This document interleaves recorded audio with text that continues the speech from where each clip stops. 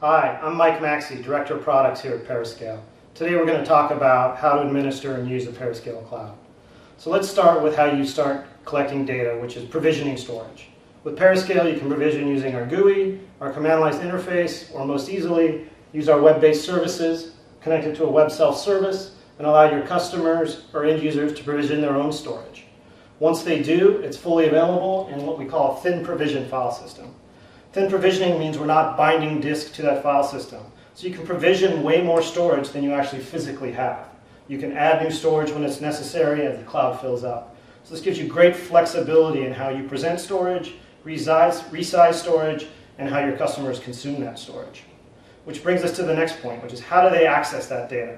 Multiple access methods which drive multiple personalities for the cloud.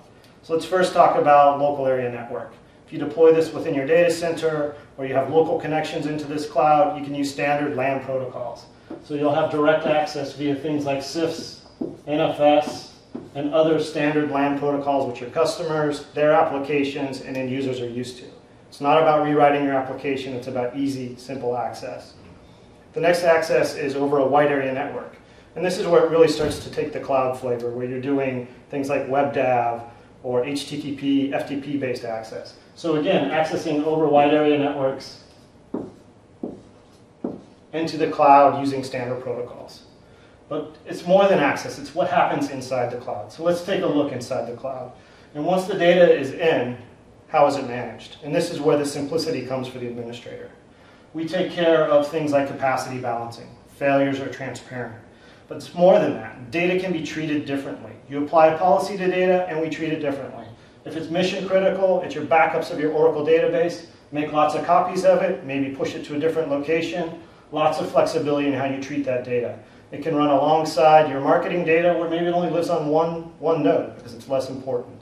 You can apply policies and treat data differently. Also within this infrastructure, you can run applications.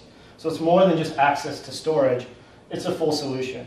You can load applications directly on top of the storage nodes. And it can run locally and see all of the data. So if you're doing content management, you want to access a petabyte of data from a single node, very simple. If you're doing something that needs data mining and you want to run it on every node, same story. It's open Linux, you can run it, it's very, very simple. So this is a quick overview of how things work.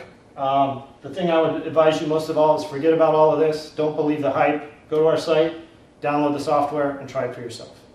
Thank you. Don't believe the hype.